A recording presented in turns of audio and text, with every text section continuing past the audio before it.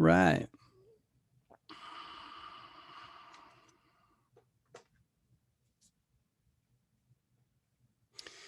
All right, so we're doing a quick little check-in on YouTube. So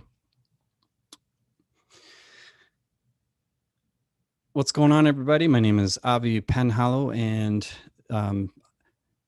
just doing a little bit of a live broadcast on this night, election night in Georgia, that a lot of the world is looking at right now.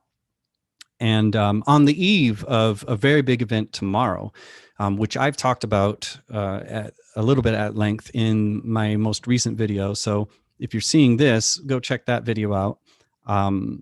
It has to do with the Trump prophets. And tomorrow is really the big day. Like, a lot of prophets have declared that Trump is going to win a second term. And these kind of things don't go down easy. I can understand why Donald Trump isn't going down easy. Just knowing what we know about his personality and his lifestyle. Nobody likes to lose. Politicians generally understand that the quote unquote right thing to do is, to acknowledge the results of the election and that sort of thing. But this is not, normal times. And I don't want to get into that because everybody knows that. But what I do find surprising is that so many people and people that I know are having a hard time with it. And so, of course, and even more than that, what I have a hard time understanding is people who do not understand that, if you claim to have a word of God, for example, saying something and it doesn't come true, it leaves you with very few options. And again, this is in the video. I have two videos recently that I put out about this subject, about the Trump prophets. One just kind of sets up the scenario. That's the first one, about the Trump prophecies. So you can find that on my channel, which I'm hoping you will like, so that I can bring a lot more stuff coming forward, which I'm going to talk about a little bit after this. And then the second video I just put out this morning, which is really about January 6th, about tomorrow morning. So tonight we have election night. We have a lot going on down in Georgia, but it's really kind of the prelude to what's happening tomorrow. Tomorrow is normally not that big of a day when it comes to government and that sort of thing. But because of all that's been going on with the news and with alleged election fraud and all this kind of stuff, tomorrow will be a big deal. And of course, we have a rally being formed as we speak in Washington, D.C. with Trump supporters who are there to protest the election, which is, of course, their right to do. But the real event, I'm not trying to discount the event of a protest. I would never be one to do that because I believe in protests. I'm not a Trump supporter, but I believe that people have the right to protest. Whether I think it's reasonable or not is another issue. But tomorrow, the real business is in the government, in the House of Representatives and the Senate. And they are, according to the Electoral Count Act of 1887, their job tomorrow is simply to open up the envelopes that were cast by the Electoral College in December and to count them, with Vice President being the one who opens the envelopes, hands them to a teller. They declare the account. And then the other job that the Vice President has is to simply say what the count is through the teller, but then ask if there are any objections. And here is where the drama will unfold tomorrow. Now, contrary to what some of you may think or know or have heard about, the Vice President has no authority to do anything about throwing the votes out. That's just not even, it's, for those who understand how this works, it's not a realistic scenario. But some people don't care about realistic scenarios these days, and so they're not really going to worry about it. But so going back to the prophets thing, then the real test of these prophecies of the second term, I believe, is tomorrow. Technically it was November 3rd, but of course, if you have the election hanging in the balance with any sort of belief that you're going to be vindicated through some allegations of voter fraud and things like that, then of course you buys you a little more time if you're a prophet who declared that Trump, as many of these did, is going to win the second term.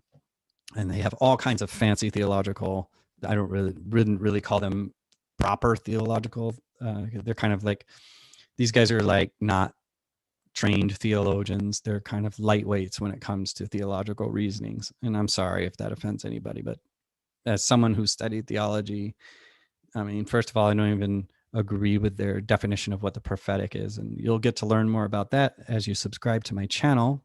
Do it now. And then in future videos, I'll be talking about that too.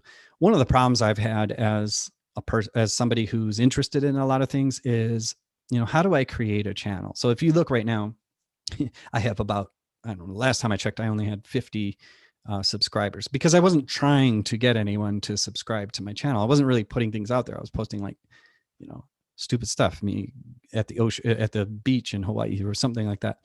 Only now am I really sincerely seeking to, find more of you that want to understand the things that I have happened to devote my life's work to, and things like that, and topics of interest like the one we're talking about with prophets and stuff. Of course, my PhD is in education, and it's in language and literacy for social transformation. And that may sound really boring to you, but I'm hoping that you're going to like some of the programming that I have coming up, which really is going to unpack some of the things, some of this confusion that we're dealing with right now, and some of this, like how do people believe this stuff? How do they believe these narratives? Well, that is the area that I work in. I work in rhetoric and how these things are constructed, how our stories are constructed. I'm not a psychology. I'm more on the social theory side of things, in the sense of how I interpret all of that. And so I'll try to break that down in as simple language as possible going forward. But when it comes to these prophetic announcements, Wednesday, January 6th, is a pretty big day, because if Vice President if Vice President Pence declares the count after the objections, and there will be objections, we'll get to that in a minute, but after he declares what that number is, it's pretty much a done deal. I mean, the legal challenges and things like that have kind of run their course when it comes to the election and what's going to happen on January 20th. So initially I was saying that, well, January 20th is the real day. If we get to that day, Joe Biden is sworn in, then all of this dies. But I've rethought that a little bit, and I say, actually, it's tomorrow. Tomorrow is the day of reckoning for these prophets who believe that Trump is getting a second term. And there's too much to get into regarding that right now, but like, I don't know. I mean, with these guys, you've got to kind of imagine the craziest scenarios, right? So one of the scenarios I'm thinking about at the moment would be, that I can try to struggle to come up with one, would be something big drops, because that's what they're waiting for. Everybody's waiting for something big to drop. I've got several friends on Facebook who are true believers and that kind of thing, and they believe something's going to drop, and it's always like a little bit ahead in the future. Even these people who believe in the prophet type of stuff, they know tomorrow is probably not going to go in their favor. They know this, and so they have to like push it down the road a little bit. It's what I call, moving the goalposts, or kicking the can down the road. And again, I talk about this a lot in the last two videos I just did, and I'd like you to go check those out, because they're a little. I'm as you can see, I'm pretty tired tonight. I had a wonderful game of with the family, and that ended in sort of a water fight and nobody winning. I said, let me hop on and test out, my new little setup, and just using Zoom to do, live stream on Facebook and on YouTube, and mostly to, remind those of you who are popping in that I have done a couple of videos that might be of interest to you if you're interested in, these whole prophetic voices. And the last one, the one that I put out this morning, is really about the procedures of what go on tomorrow, so that you understand what's really going to happen versus all the speculation that's going on. I mean, And today I just read something right before coming on that Mike Pence already hinted at the fact that he told Trump today at lunch, I don't really have the authority to overturn the election or throw votes out. I can't do that, Mr. President. And so the real story here is not, what he can or can't do. The real story is what will Trump do now that Pence can't help him anymore? Will he throw him under the bus like everyone else? And I think we can expect that to happen. And then, of course, the question for Pence, as it is for any politician, is self-preservation. How does he weigh his options going forward? I really don't care, because I don't care about Pence's future as long as he doesn't become president, in my view. And then, lastly, the real issue tomorrow, and again, I'm not going to get into it here because you can just watch the video on the Trump prophecies, January 6th. That's the video that you should watch. And in that video, I explain the process of what happens when there's an objection. So tomorrow, there is going to be, things are going to come to a stop in the middle of this joint session of the House and the Senate. I'm certain of that. And the reason we can be certain of that is we've already heard from senators, Republican senators and Republican House members that they're planning to put forward objections. But if you're putting any hopes in that you should just know that the outcome is not going to change no matter what tomorrow.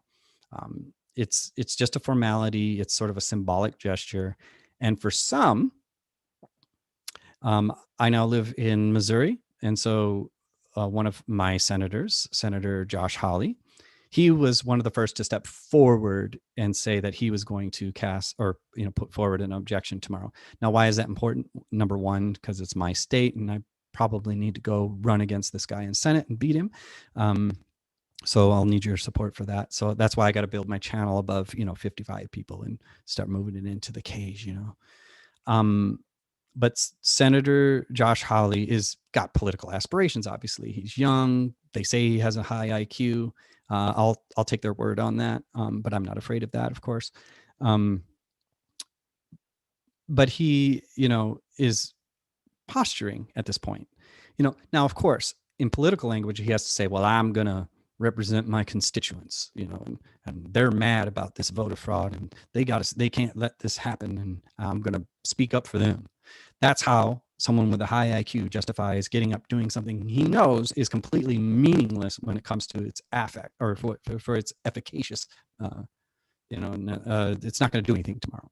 It doesn't change anything, and it's going to get thrown out. And the reason it's going to get thrown out is that in order to make an objection stick, you have to bring it forth in writing with a member of the House and a member of the Senate. Both you have to have a senator sign on to it in order for that objection to even be considered.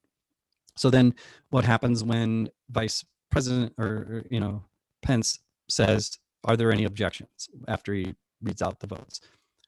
Senator from Missouri will get up and he'll say, "I have an objection." And then the legislature will stand up and say he has an objection. And then what happens is just a procedural thing. They have to suspend the joint session. They suspend the joint session, and the House goes their way and the Senate goes their way. And then they basically debate the objection and then they vote on it. Now, here's the catch. They only have 2 hours to do that. So the House has 2 hours and the Senate has 2 hours, and then they have to come back into the joint session. That's not a lot of time, and there's really no real time to debate it. So even if somebody got up to talk, they can only talk for like a minute or whatever. And then nothing's going to happen because the only place that these have a chance of passing is in the Senate. It's not going to pass in the House no matter what, and that's where it dies. It just dies right there. It's done. And so it's basically a waste of everybody's time.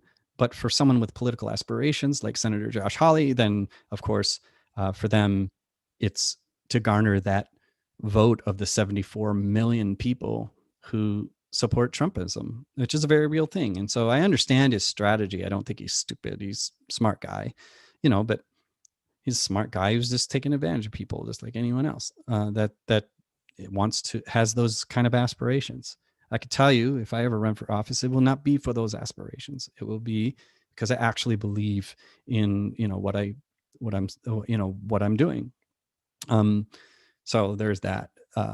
But up to this point, I think that's where we stand.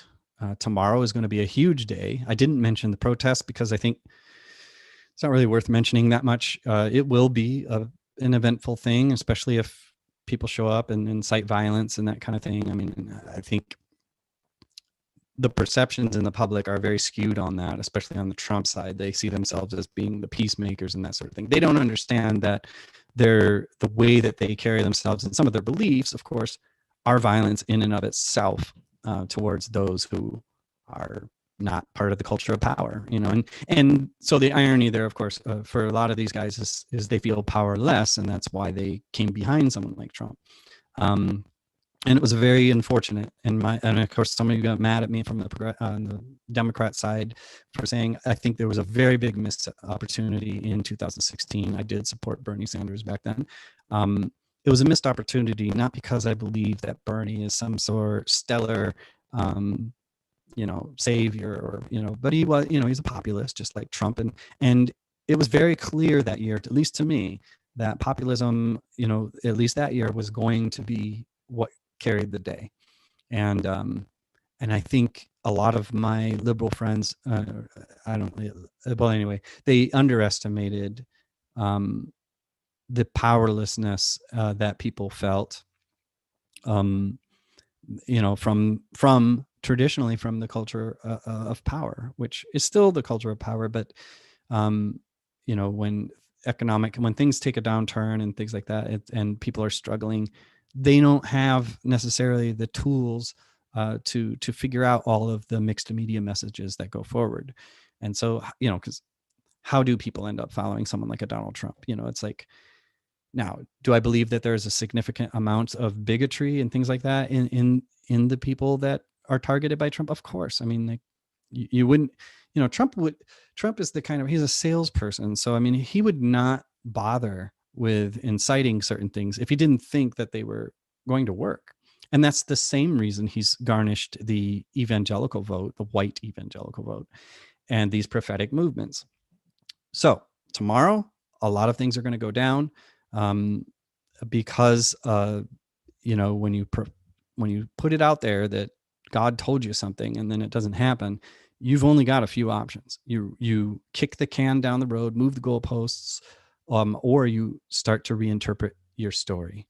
And when you have people under your influence that heavily, people will deal with their cognitive dissonance and follow you anyway. And I've seen this play out in many, many places that I used to affiliate with.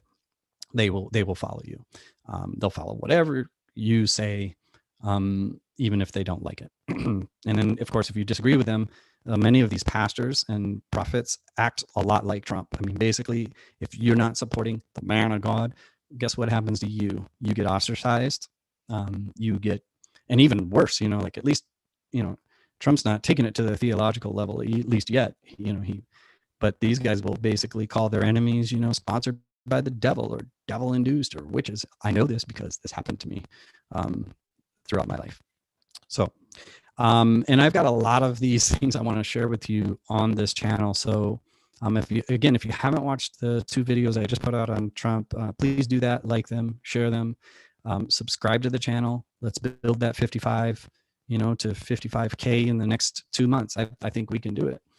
And I will check in with this a little bit later. So tonight is the election, of course, and I don't even know what the results were. I've been chatting along, and I'm going to check them right now. So give me a moment to do that.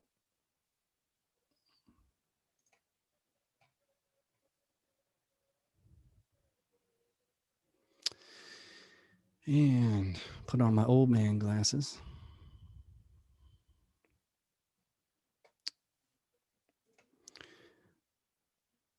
Yeah. My friend Joseph Sloan just said, last time the Democrats had the presidency in both the houses, they self-owned and passed a Republican plan for healthcare, quote unquote, reform. And I agree with that. Some of you mad at me, but my God, I just, like, participated in the marketplace myself and ended up driving 30 minutes just to have a dental appointment for, as a result of how ridiculous that stuff is. And so I said, yup. And then Joseph responded by saying, most of the time it feels like the majority of people in this country get their view of reality from right-wing propaganda, especially liberals. And I can't disagree with that.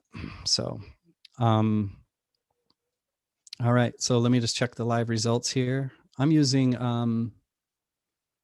I use a few things. The one I'm using 538 right now, just because it's sort of easier for me to read. And the numbers are pretty much holding steady. Yep. The last time I checked, it was 85% reporting in Georgia for the Senate election. And now we're at 88%. So we're getting close. And the numbers have stuck pretty much at 50 on both races, 51% to 49%, both in favor of the Republican candidates. Yeah, so it doesn't look like that's changing much. But again, I don't know which precincts have reported already, and I'll find out just as much as the rest of you will, probably by tomorrow morning. But it's looking pretty much what I kind of thought it was going to be, close but not close enough. And that's one other thing too, and this could be my naivete when it comes to politics, but during the presidential election, and this is the last thing I'll say before I let y'all go, is I was following the local, election results here in Missouri. And of course, very early on, it shows like the Democratic candidates, for example, for governor and all that kind of stuff, like way ahead. And of course, that's because the metropolitan areas, their numbers are higher and they come in faster, and then the rural areas come in later. But I do have to wonder, I mean, like at the end result in a state that's a red state, like Missouri, the numbers really, in my view, they're not that not that enormous. I mean, we're looking at Georgia right now at 49% to 51%, right? And it's so it's hard for me to believe, that something, and this again, Trump's having a hard time believe it too. So might not be much better than him in that regard. But the numbers it's not that big of a difference. How come, someone can't come along and pop off, say, Governor Mike Parsons in Missouri? Why can't a Democrat do that in a red state when the numbers really aren't that different? So for me, I'm going to be thinking about that pretty heavily as I consider my race against Josh Hawley, because he's putting a lot of eggs in that Trump basket right now, and that could backfire in the next 4 years. And so, but he's pretty safe if you think about it, because you can do something crazy like support Trumpism and then walk it back later, and people will forgive you about it. They will, for the most part. So, but my main concern right now is, like, can this gap be, closed when it's not that big in the first place? So these are the things I will consult with the political scientists about, because I am not one. I'm just somebody who cares, and I really don't like propaganda manipulation very much. I mean, I know they're effective. Everybody uses rhetorical skills and that sort of thing. I just recently wrote an article about deliberative democracy, and the ideals behind democracy is that, of course, you have a civic discussion, you have civic discourse, and you reach decisions that way, you reach consensus that way, and of course, what we've been seeing, over the last few years, and I would argue even longer, is people don't necessarily believe that anymore. They're not really that convinced about deliberative democracy as much as they are as in rhetorical rhetorical power, rhetoric and power. How do we get power? That's all that matters in the end. And this is the essence of Roger Stone, which was one of Donald Trump's main strategists, and Steve Bannon. All these guys understand one thing: it is about power, and it is not about what you even necessarily think is right or wrong. And so if you believe that power is really what matters, you're not going to bother yourself with all of these deliberate, the rules of rational discourse. For those of you who understand social theory and that kind of thing, I'm thinking Jürgen Habermas, and his idea of communicative action and that sort of thing. These are values that I actually agree with theoretically, but at the end of the day, are they really enough when you're dealing with people who intentionally distort communication in the interest of power? And if you don't have a structure that can enforce that contradiction, well, then I would weigh in with someone like Michel Foucault, which says, no, you need to focus on the power. And unfortunately, though, of course, if everybody's doing that, what's the difference between that and, of course, brute force barbarism? And there might not be. So these are the discussions that we're going to have in the future. Thank you again. This is Avi Penhollow. I run a podcast called The Proximity Portal, and also this tiny but emerging channel. So please subscribe and like it. And if you want to do even more than that, go over to Patreon, which is linked in my channel, and help us out. So tonight I will bid you adieu, and I hope everything goes well tomorrow and it's peaceful. One can only hope, right? If you have any questions, I do interact pretty frequently, so you can either drop a comment here or go ahead and visit my page at avipenhollow.com, and we'll see you next time.